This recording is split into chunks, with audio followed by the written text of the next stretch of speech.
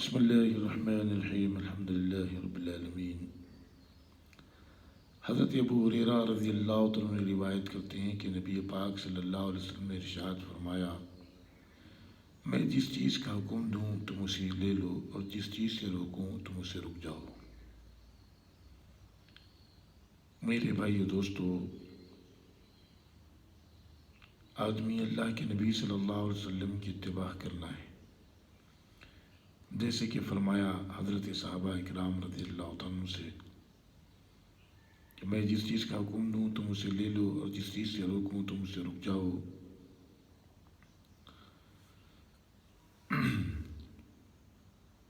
اللہ کے نبی صلی اللہ علیہ وسلم نے ایک موقع پر حج کا حکم فرمایا تو صحابہ نے پوچھا کہ یا رسول اللہ صلی اللہ علیہ وسلم، ایک صحابی نے پوچھا ہر سال حج کرنا ہے، کیا ہر سال حج کرنا ہے؟ اللہ کے نبی صلی اللہ علیہ وسلم نے کہا کہ میں تمہیں جس چیز کا حکم دے رہا ہوں تم اسے لے لو، کیونکہ پہلے کی امتیں انبیاء اکرام علیہ السلام سے زیادہ باتیں کرنے سے ہلاک ہو گئی، زیادہ سوال کرنے سے ہلاک ہو گئی۔ میرے بھائی دوستو، اصل میں اللہ کے نبی صلی اللہ علیہ وسلم اگر کہہ دیتے ہر سال حج کرنا ہے تو سب کو ہر سال حج کرنا پڑتا تھا۔ اسی لیے آپ صلی اللہ علیہ وسلم نے فرمایا تمہاری جتنی استطاعت ہے اتنا عمل کر لو، میں جو چیز تمہیں حکم دوں اس چیز پر تم جمے رہو۔ اللہ کے نبی صلی اللہ علیہ وسلم نے اس امت کے لیے ہر وقت میں رہنمائی کی، اس امت کی آپ صلی اللہ علیہ وسلم نے اس امت کو ایک ایک چیز بتا دیا کہ تم یہ کرو گے تو کامیاب رہو گے، یہ نہ کرو گے تو ناکامیاب رہو گے۔ اور جیسے کہ حدیث میں فرمایا اللہ کے نبی صلی اللہ علیہ وسلم نے میری طرف نسبت کر کے کسی نے جھوٹ کہا، جیسے کہ کوئی حدیث بیان کر دیا کہ اللہ کے نبی صلی اللہ علیہ وسلم نے روایت، اللہ کے نبی صلی اللہ علیہ وسلم نے فرمایا اور وہ جھوٹ ہو تو اس نے اپنا ٹھکانہ جہنم میں بنا لیا۔ اسی لیے میرے بھائی دوستو، حدیث بھی بیان کرتے وقت میں آدمی کو چوکنا رہنا چاہیے، تحقیق کرنا چاہیے کہ یہ حدیث کہاں سے ہے، یہ حدیث کس سے ہے، یہ حدیث کون سی ہے، کس نے بیان کیا، کون سی کتاب سے ہے۔ آدمی سوچ سمجھ کر بیان کرنا چاہیے، ورنہ اس وعید میں آ جائے گا جس وعید کی اللہ کے نبی صلی اللہ علیہ وسلم نے فرمایا، جس نے مجھ پر جھوٹ باندھا اس نے اپنا ٹھکانہ جہنم میں بنا لیا۔ کتنی بری بات ہے کہ اپنا ٹھکانہ جہنم میں۔ میرے بھائی دوستو، جب ٹھکانہ جہنم میں رہے گا تو ہمیشہ ہمیشہ جہنم میں جلتا رہے گا۔ اسی لیے آدمی ہمیشہ تحقیق کرنا چاہیے، ہمیشہ دیکھنا چاہیے کہ یہ حدیث کہاں سے ہے، یہ حدیث کس نے بیان کیا۔ اس طریقے سے عبداللہ بن زبیر رضی اللہ عنہ کے والد زبیر بن عوام رضی اللہ عنہ بڑے صحابی ہے، غالباً اللہ کے نبی صلی اللہ علیہ وسلم کے میرے بھائی بھی ہے آپ صلی اللہ علیہ وسلم کے، اور حضرت عبداللہ بن زبیر یہ بھی صحابی رسول ہے، حضرت عائشہ رضی اللہ عنہ کے بھانجے ہیں، حضرت اسماء بنت ابی بکر کے فرزند ہے، اور آپ نے جیسا کہ مکے میں 7 سال خلافت بھی کی۔ حضرت عبداللہ بن زبیر رضی اللہ عنہ بعد میں حجاج بن یوسف سے آپ شہید ہو گئے۔ وہ فرماتے اپنے والد سے، ابا جان آپ زیادہ حدیثیں بیان نہیں کرتے اللہ کے نبی صلی اللہ علیہ وسلم سے، جیسے کہ صحابہ اکرام دوسرے صحابہ اکرام رضی اللہ عنہ کرتے ہیں، کیا آپ رسول کریم صلی اللہ علیہ وسلم کی خدمت میں زیادہ نہیں تھے؟ عبداللہ بن زبیر رضی اللہ عنہ کہنے لگے، بیٹے میں اللہ کے نبی صلی اللہ علیہ وسلم کے ساتھ میں زیادہ تھا، لیکن میں نے یہ بھی حدیث سنی تھی اللہ کے نبی صلی اللہ علیہ وسلم سے، جس نے مجھ پر جھوٹ باندھا ہے اس نے اپنا ٹھکانہ جہنم میں بنا لیا ہے۔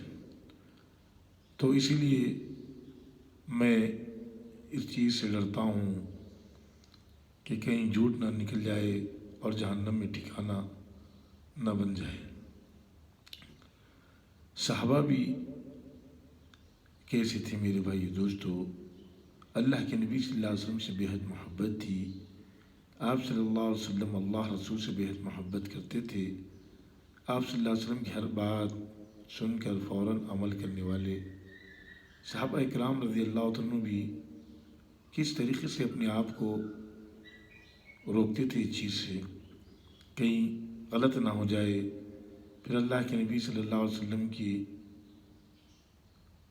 وعید میں نہ آ جائے۔ حالانکہ حضرت عبداللہ حضرت زبیر بن عوام غالباً عشر مبشرہ میں اتنے بڑے صحابی حدیث بیان کرنے کے لیے سوچ رہے ہیں، حدیث بیان کرنے کے لیے اپنے سامنے دوسری وعید دوسری حدیث رکھ کر اپنی حدیث کو سوچنے لگے۔ کتنی پیاری بات! آج میرے بھائی دوستو ماحول ایسا ہو گیا کہ ہمیں دین کی زیادہ معلومات بھی نہیں ہوتے، ایک دو چار حدیثیں اگر معلوم بھی ہو جاتی تو ہم اس پر ایسی بحث کرتے کہ میرے بھائی دوستو جس سے ایمان نکل جانے کا خطرہ ہوتا، جس سے اس وعید میں آنے کا خطرہ ہوتا، کسی سے بھی ہم بحث اس بنا پہ کرتے، یہ سوچ کر کرتے نہ ماننے کی صفت سے۔ عالم علماء کے پاس میں جائے تو ان سے بھی اگر بحث کرے تو میرے بھائیوں بحث اس طریقے سے معلومات حاصل کرنے کے لیے پوچھا جائے سوال، یہ نہیں کہ ہمیں یہ حدیث معلوم ہے، یہ حدیث سے یہ چاہا جا رہا ہے، یہ حدیث سے یہ چاہا جا رہا، نہیں میرے بھائیوں۔ علماء جتنا علم کو جانتے، جتنا قرآن کو جانتے، جتنا حدیث کو جانتے، وہ عام آدمی نہیں جان سکتا، وہ چاہے کتنے بھی حدیثیں یاد کر لے علماء کے مقام تک نہیں پہنچ سکتا۔ یہ اللہ کی طرف سے دعوت ہے، تو آدمی ہمیشہ سوچ سمجھ کر بیان کرے، حدیث بھی بیان کر رہا تو سوچ سمجھ کر بیان کرے، جیسا کہ اکثر فونوں پہ آتا، واٹس ایپ پہ وغیرہ پہ آتا، بہت اچھی بات ہے، لیکن اس کی تحقیق کر لے کہ حدیث صحیح ہے یا نہیں، اگر معلوم نہیں ہے کسی علماء سے پوچھ لے کہ بھی حدیث آئی، بھی یہ واقعہ آیا صحابہ کا، اس طریقے سے۔ اس میں میرے بھائی دوستو علم ایک سمندر ہے، علم ایک سمندر ہے۔ حدیث کا جاننا بہت اچھی بات ہے، حدیث کا تحقیق کرنا بہت اچھی بات ہے، لیکن جیسا جاننا ہے ویسا جانو، جیسا تحقیق کرنا ہے اس طریقے سے تحقیق کرو،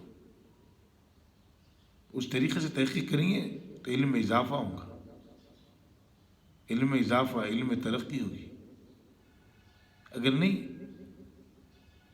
بحث کی نیت سے محض ایک دو چار حدیث یاد کر لیے اور وہ حدیثیں بھی پکی نہیں ہوتی یاد، تو میرے بھائیوں اتنے بڑے صحابی زبیر بن عوام رضی اللہ عنہ جو غالباً عشر مبشرہ میں ہیں، حدیث بیان کرنے سے اپنے آپ کو روک رہے ہیں۔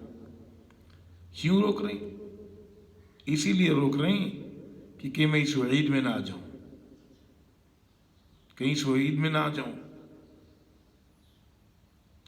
حضرت عمر بن خطاب رضی اللہ عنہ اللہ کے نبی صلی اللہ علیہ وسلم کے ساتھ میں سب سے زیادہ رہے ہوئے، ابو بکر عمر ہمیشہ ساتھ رہتے تھے۔ اگر کوئی چیز نہیں کوئی صحابی بیان کر رہی حدیث، یہ حدیث بیان کر رہی تو آپ اس پر سن کر عمل کرتے تھے، شاید میں یہ نہیں سنی ہوگی۔ اتنے بڑے خلیفہ جس کو اللہ کے نبی صلی اللہ علیہ وسلم نے فرمایا میرے بعد میں اگر نبی ہوتے تو وہ عمر نبی ہوتے، اتنے بڑے صحابی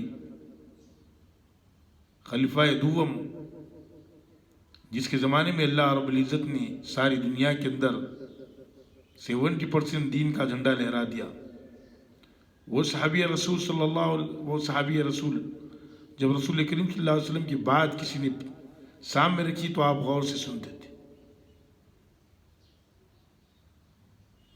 اس طریقے سے جیسا روایت میں آتا موسیٰ اشعری رضی اللہ عنہ آپ کے پاس میں گئے گھر پر، آپ کو 3 بار سلام کیا، 3 بار آپ کے گھر پہ آپ نے آواز دی، جواب نہ آنے پہ آپ نے واپس ہو گئے. پھر اس کے بعد میں حضرت عمر رضی اللہ عنہ نے موسیٰ اشعری رضی اللہ عنہ غالباً بلا کر بولے کہ موسیٰ اشعری رضی اللہ عنہ سے کہ میں نے آپ کو بلایا تو کہنے امیر المومنین میں نے آیا آپ کے پاس، آ کر 3 وقت میں آواز دیا پھر واپس چلا گیا. تو حضرت عمر نے فرمایا کہ یہ حدیث اللہ کے نبی سے، تو فرمایا کہ اللہ کے نبی نے فرمایا کہ 3 وقت میں آواز دو، پھر آواز نہ آنے پر، گھر والوں کا جواب نہ آنے پر واپس چلے جاؤ. پھر آپ نے غالباً گواہ طلب کیا. حضرت سعید خدری رضی اللہ عنہ کو پھر بلایا، پھر پوچھا گیا. یہ تھی میرے بھائی دوستو حضرت عمر رضی اللہ عنہ اس کو قبول کیا. اتنے بڑے صحابی موسیٰ اشعری رضی اللہ عنہ یہ بھی بڑے صحابی، حضرت صحابہ اکرام رضی اللہ تعالیٰ عنہ علم سیکھنے میں شرماتے نہیں تھے، علم سیکھنے میں اپنی ٹیڑھی حجت نہیں کرتے تھے. ایک دوسرے سے پوچھتے تھے اگر یہ حدیث میں نے نہیں سنا ہو تو دوسرے صحابی نے سنا ہوگا. یہ حدیث ایک دوسرے سے پوچھتے تھے. اللہ کے نبی صلی اللہ علیہ وسلم کی حدیث. اسی لیے میرے بھائیو اللہ کے نبی نے صلی اللہ علیہ وسلم نے ارشاد فرمایا جس نے مجھ پر جھوٹ باندھا اس نے اپنا ٹھکانہ جہنم میں بنا لیا. تو اسی لیے جب بھی ہم آپس میں ایک دوسرے سے جو علم نہ جانتا ہو حدیث کے بارے میں ٹیڑھی حجت نہ کرے، ٹیڑھی بحث نہ کرے، اپنی منوانے کے واسطے قرآن حدیث کو مت لائے بیچ میں کہ یہ کہاں ہے وہ کہاں ہے. جیسا کہ اللہ کے نبی صلی اللہ علیہ وسلم نے فرمایا کہ میں جو حکم دوں اس کو کرو، جس کو چھوڑنے کا حکم دو اسے چھوڑ دو. زیادہ سوالات کرنے سے پہلے کی امتیں ہلاک ہو گئی، گمراہ ہو گئی. انبیاء علیہ السلام سے زیادہ سوالات کرتے تھے. اسی لیے قرآن حدیث کے اندر جو معلوم کرنا ہے اس پہ کوئی آپ کو روک نہیں ہے. آپ بے جھجک تحقیق کر سکتے ہیں، معلوم کر سکتے ہیں. معلوم یہ نیت سے ہو کہ میرا علم بڑھ جائے، میں اس پر عمل کرنے والا بن جاؤں. 1-2-4 حدیث معلوم کر لے کہ آڑی تیڑھی بحث کرنا نہیں ہے اس پر، اپنی رائے پیش کرنا نہیں ہے اس پر.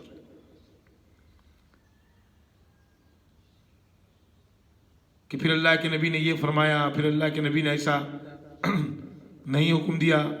کئی حدیثیں ہیں، آپ پورے حدیثیں پڑھے نہیں پڑھے. اسی لیے میرے بھائیو دوستو کوئی حدیث پر جب بحث ہو تو آڑی ٹیڑھی بات نہ ہو، اس کے اندر اپنی منوانے کی بات نہ ہو. اس کے اندر بات ہو تو اطاعت والی بات ہو، کہ علم جاننے والی بات ہو. کسی جاننے والے سے معلوم کرو، کسی نہ جاننے والے سے معلوم نہ کرو.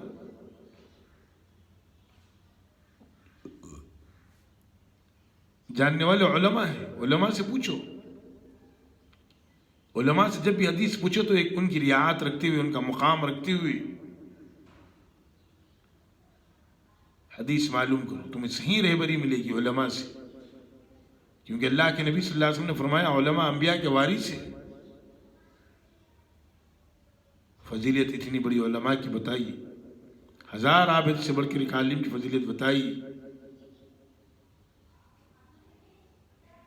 بتایا جیسے ستارے میں جیسے چاند کی فضیلت ہے، ستاروں پر فضیلت حاصل ہے، اس طریقے سے علماء کی عوام الناس پر فضیلت حاصل ہے. اسی لیے میرے بھائی دوستو جب بھی حدیث بیان کرے، جب بھی حدیث معلومات کرنے کے لیے دیکھے تو میرے بھائی دوستو سوچئے سمجھے کہ کوئی اچھے علماء سے رہبری لے اور اس پر عمل کرنے کی نیت سے حدیث پر معلومات کرے. آج ہمارے پاس میں خالی بحث کے علاوہ عمل نہیں ہے. یہ کیسا وہ کیسا نہیں میرے بھائی دوستو. یہ موٹے دماغ نہیں چلیں گے دین کے اندر، حدیث کے اندر، قرآن کے اندر نہیں چلیں گے. اللہ کے رسول صلی اللہ علیہ وسلم نے جس چیز کو بتایا وہ حق ہے، چاہے دل مانے یا نہ مانے. اللہ نے جو حکم دیا وہ حق ہے، مانے یا نہ مانے. تو اسی لیے بحث کرے تو ایک معلومات حاصل کرنے کے لیے کرے، اپنی بات منوانے کے لیے نہیں کرے. گناہوں میں داخل ہو جاؤ گے، جہنم میں ٹھکانہ بنا لو گے. عمل تو کچھ بھی نہیں ہے، کم سے کم جہنم میں ٹھکانہ تو نہ بناؤ. یہ چیز کر رک جاؤ اس چیز سے. آج کہاں پر ہمارے پاس عمل ہے؟ کہاں پر ہم نماز پڑھتے ہیں؟ کہاں قرآن کی تلاوت کرتے ہیں؟ کہاں دعاؤں کا اہتمام کرتے ہیں؟ گھر سے نکلنے کی دعا، گھر میں داخل ہونے کی دعا، سواری کی دعا، استنجا جانے کی دعا، سونے کی دعا، سو کے اٹھنے کی دعا، کھانے کی دعا، کھانے کے بعد کی دعا. عمل کہاں پر ہے؟ آج دنیا کے اندر اپنے آپ کو ہم اتنا مصروف کر لیے کہ اللہ ہماری حفاظت کرے. دین سے آدمی کو سے دور چلا جا رہا. روز دین سے آدمی جا رہا لیکن موت کے قریب آ رہا. جس چیز کی دنیا کے اندر ضرورت ہے، ایمان کی، دین کی، اس سے دور چلے گیا تو میرے بھائیو ٹھکانہ کہاں پر ہوگا؟ یہ تو آپ لوگ بھی جانتے. اسی لیے دین سے اپنا تعلق بناؤ، علماء سے تعلق جوڑو، علم حاصل کرو، اپنے بچوں کو علم سکھاؤ، قرآن حدیث کا علم سکھاؤ. اگر قرآن حدیث کو چھوڑو گے تو سب سے بڑے خسارے میں آ جاؤ گے. قرآن حدیث نہیں، ہر چیز تمہیں قرآن حدیث سے ملے گی. آج ہماری زندگیوں کے اندر پریشانی کیوں آ رہی؟ کیونکہ اللہ کے حکم قرآن کو چھوڑ دیا، حدیث کو چھوڑ دیا. قرآن میں کیا حکم ہے کہ تم سود مت کھاؤ، سود مت لو. سود لینے والا، دینے والا، گواہ سب برابر کے گناہ. قرآن پر عمل نہیں ہو رہا، تھوڑی مشکلات اس سود کی طرف جا رہے. اگر قرآن پڑھو گے، سمجھو گے، قرآن کو عمل کرو گے تو کتنی بھی پریشانی آنے دو، اس کی طرف نگاہ آدمی کی نہیں جائے گی. چھوٹی پریشانی آئی تو آدمی سود کی طرف نظر مار رہا، بڑی پریشانی آئی تو سود کی طرف. پوری زندگی سود پھرتے پھرتے آدمی کی ختم ہو جاتی. دنیا میں بھی آدمی سود کے قرضے سے ذلیل، اور آخرت میں تو ہمیشہ کے لیے ذلیل ہو جائے گا. اللہ نے اس چیز سے روکا. اسی لیے میرے بھائی اور دوستو، قرآن اور حدیث کے بارے میں آدمی بحث کرے تو ایک حساب میں رہ کر کرے. معلومات حاصل کرنے میں کوئی روک ٹوک نہیں ہے. علماء سے معلوم کرو اس حدیث سے اللہ کے نبی صلی اللہ علیہ وسلم نے کیا بات بتائی، تو علماء نے تمہیں تمام چیزیں بتا دیں گے. اپنا موٹا دماغ لڑا کے یہ کیسا وہ کیسا مت کہو حدیث میں، کیونکہ اللہ کے نبی صلی اللہ علیہ وسلم نے صاف ارشاد فرما دیا، جس نے حدیث میں جھوٹ باندھا مجھ پر وہ جہنم میں اپنا ٹھکانہ بنا لیا. اللہ کے نبی نے صلی اللہ علیہ وسلم نے جب فرما دیا تو میرے بھائی اور دوستو اس وعید سے بچنا چاہیے آدمی کو. معلومات نہیں ہے تو کوئی حرج نہیں ہے، معلومات حاصل کرو، علم حاصل کرو. اللہ پاک مجھ کو اور آپ کو اس پر عمل کرنے کی توفیق عطا فرما دے، اور حدیثوں کو صحیح تحقیق کر کے جان کر عمل کرنے کی توفیق عطا فرما دے، اور حدیثوں کے بارے میں آڑی ٹیڑھی بحث کرنے سے ہماری حفاظت فرما دے. اللہ پاک قرآن اور حدیث دونوں پر عمل کرنے کی توفیق عطا فرما دے. آمین. الحمدللہ رب العالمین.